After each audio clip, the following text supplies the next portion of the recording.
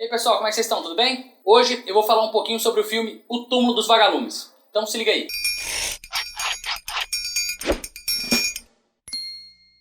Quando eu fiz a análise do filme Porco Rosso, um dos seguidores do canal pediu para fazer uma análise também do filme O Túmulo dos Vagalumes, que também é um filme do Estúdio Ghibli. Eu optei por fazer essa análise, mas acaba que demora um pouquinho que eu tenho que pesquisar algumas coisas para não falar muita besteira pelo menos aqui para vocês. Então, o Jonathan Silva fez esse comentário e eu decidi seguir essa recomendação dele, fazer essa análise do filme. O filme O Túmulo dos Vagalumes é um filme lindíssimo, certo? Se passa no Japão, no pós-guerra, no pós-Segunda Guerra Mundial. Para quem não sabe, após a Segunda Guerra Mundial, o Japão foi ocupado pelos Estados Unidos. Ele foi ocupado de 1945 a 1952. Foi uma ocupação prolongada e nesse período houve muita fome, porque boa parte do suprimento de alimentos do Japão vinha da China.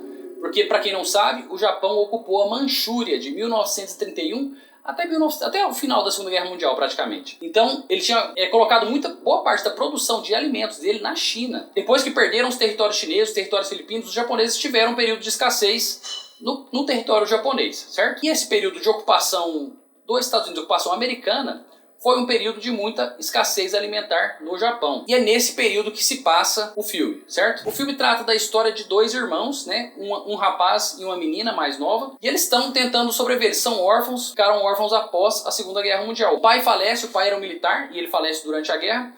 E a mãe falece nos ataques que sucederam à ocupação, antes da ocupação japonesa, né? Falece no bombardeio. E o irmão está tentando tomar conta da irmã, certo? O irmão mais velho, por volta de uns 10, 12 anos, tenta cuidar da irmãzinha ali de uns 5, 6 anos, certo?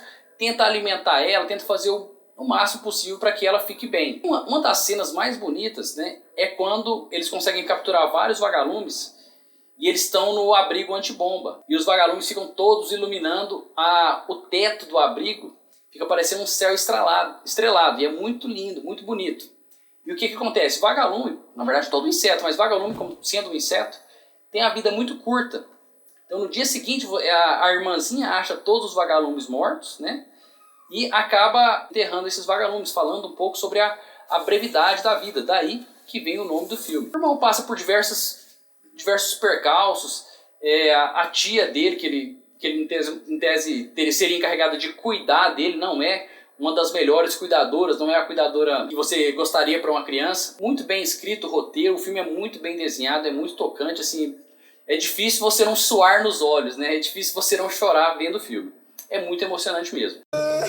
Que lindo, cara! O problema que eu tenho com O Túmulo dos Vagalumes é o mesmo problema que eu tenho com Vidas ao Vento. Ele faz parte da narrativa vitimista do Japão na Segunda Guerra Mundial. Esse é o meu principal problema, porque o Japão não foi uma vítima da Segunda Guerra Mundial. Os Estados Unidos gostam muito de falar que houve uma rendição incondicional do Japão após a queda das duas bombas nucleares, né? Hiroshima e Nagasaki, caiu as bombas e o Japão se rendeu incondicionalmente. Mas não foi isso que aconteceu.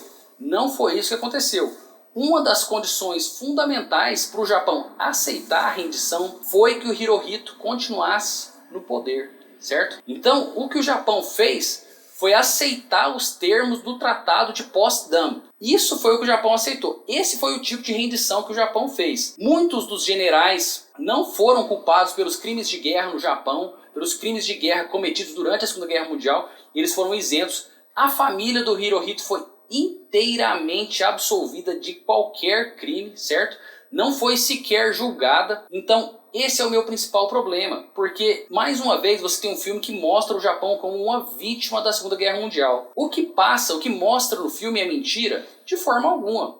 Foi um período de muita fome, um período de muita escassez, após que muitas crianças inocentes morreram, certo? Porém, essa narrativa vitimista me incomoda muito. O Hirohito é um vilão, o Hirohito é um dos maiores genocidas do século XX. Ninguém sabe quem que ele foi.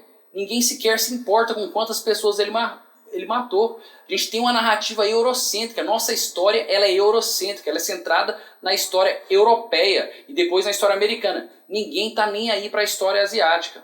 Eu sei que você pode falar, eu gosto muito de história japonesa, eu gosto muito de anime, eu gosto muito de mangá, mas é uma exceção. A maior parte da nossa cultura é centrada na Europa e nos Estados Unidos, certo? E esse viés histórico foi o que permitiu que o Hirohito construísse essa narrativa vitimista, porque ninguém estava se importando muito para as histórias que estavam sendo contadas no Japão nessa época. Então o Japão lavou as mãos, né, do nazismo, porque o Hirohito sim era aliado ao Hitler, ele apoiava as ideias que o Hitler defendia do nazismo e ficou como vítima dos ataques nucleares. Até o Akira Kurosawa, que é um diretor que eu respeito, que eu adoro, que eu acho ele um brilhante diretor, fez parte da construção dessa narrativa vitimista. Ninguém sabe o quão filho da puta o Hirohito é.